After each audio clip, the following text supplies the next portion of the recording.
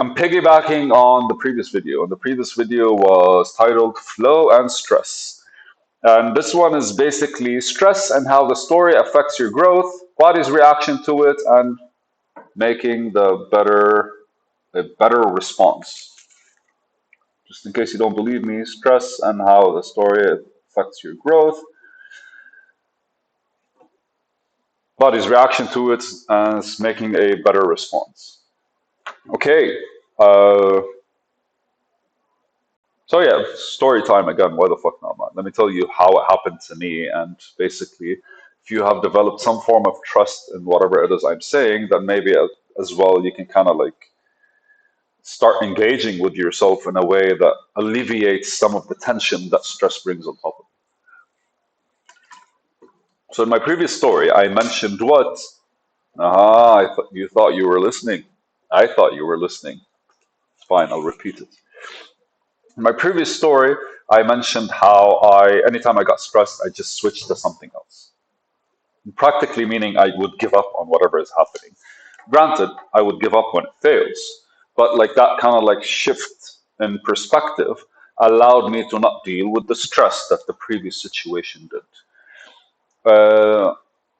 In all fairness, I've seen it work before.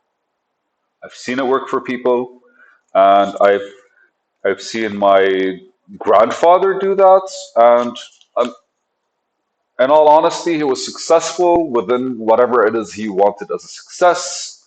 He wanted to have land, build buildings, and have a good enough, like, I don't know, structure when it comes to the company, to the like, to life, to his family, that allows him a clean and nice kind of like way of living. And he was successful with that. And he did that by completely avoiding stress. Completely. Now, avoiding stressful situations or avoiding the stress that his past brought him.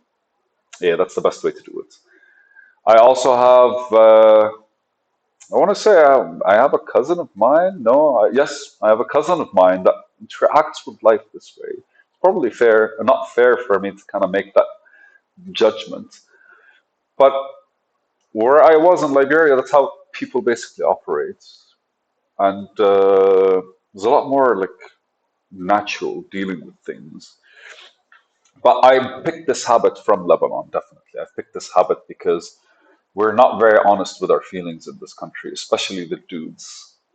And we don't really like take well when women make us feel some kind of way. We don't really like look at us feeling in a positive sense. It is very stressful to us. And it only makes sense because when you're stressed, that's a feeling. And when you want to feel different things, you first have to go through the nonsense that you have built on top of yourself.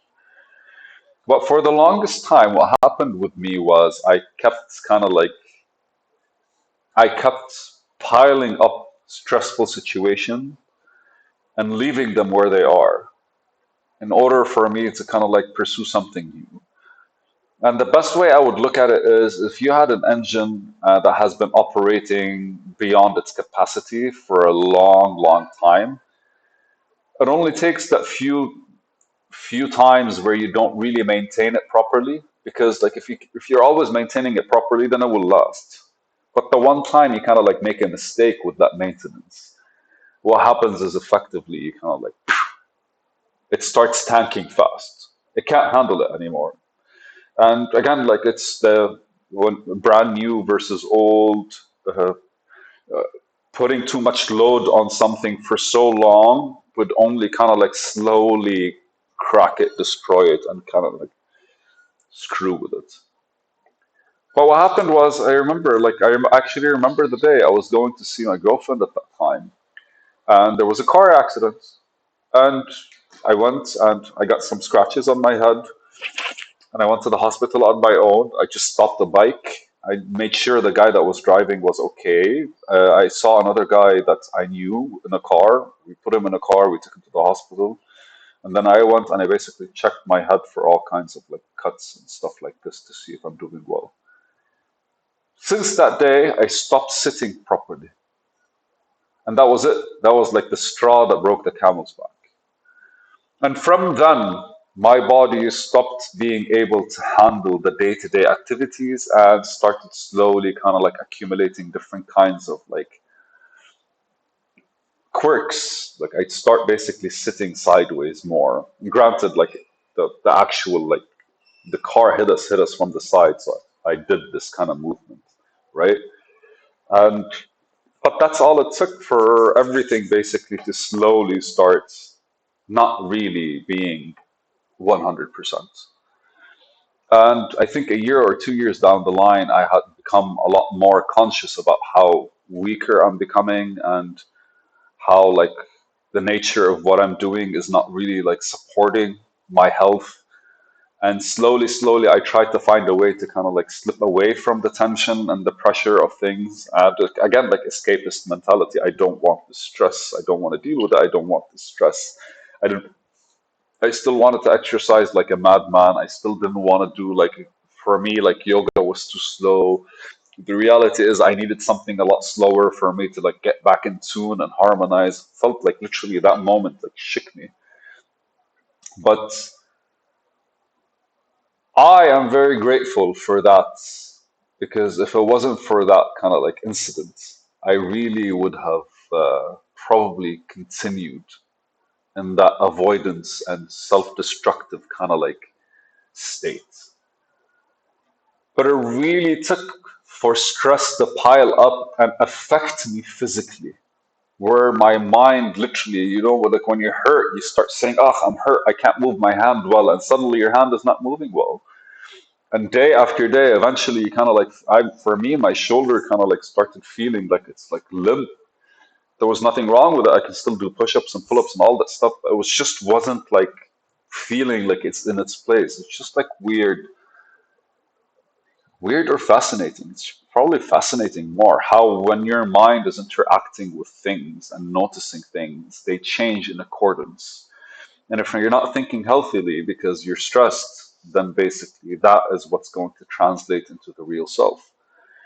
And so my body basically had to experience not the best of days for me to take a step back and go like, what the hell is happening? Why am I accepting this? Why am I not doing something about it? And ultimately looking at myself and going, what can I do? So my entire growth, or whatever I thought was growth, or whatever road I was growing in or towards, or all that kind of stuff. Because for a while I was reading more, I was trying to dive more into like, okay, so maybe I need to evolve instead of just forcing everything around me to work well. Maybe I need to evolve. And then as I was kind of like going through my own like mental understanding of things and different approaches or just like psychological growth, social growth, and I kind of started noticing because like that slowing down literally showed me how my entire body was no longer active in the best way possible. And then from there, I realized that it doesn't matter how much mentally I can think of something or I can evolve or study or whatever. You can't focus if you're not well, and you can't be well unless you're kind of like focused on being well. Now it's funny because like it's a transactional like agreement between the mind and the body. So they start basically communicating with each other. The body says ouch, the mind goes like, yeah, we're in pain, and then the body goes like, yeah, we are in pain, and then it's another ouch, and then eventually you're just watching the whole thing kind of like go down and you're like, what can I do? Well, it's funny for that. It's just ultimately it's the same. As stress is a response to a lack of flow, pain is a response to a bad physical flow. And then slowing down and stunting the growth that I thought I had. In fact, if anything, man, it was literally like taking me back because like my body was like, this is not how I want to keep growing. This is not how I want to evolve.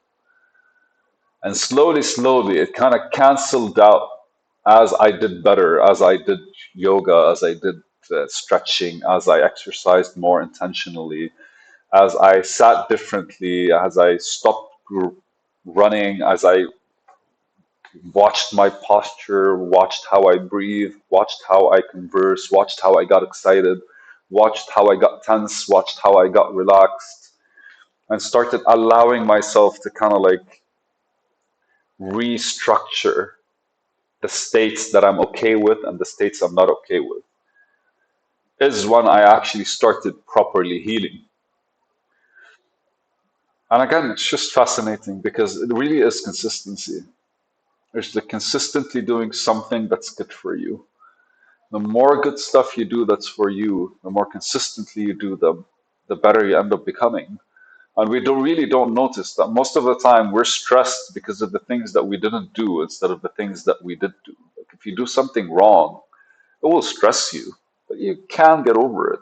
But if you don't do something at all, it lingers. And day after day, it lingers more and more and more and more and more. And it's really the small wins that change our life. It's the small things that kind of like build on top of each other. And eventually you're like, all of this, and the reality is just small. Really, my journey with the guitar is literally 5 to 10 minutes a day. And I never wanted more. I was like 5 to 10 minutes a day.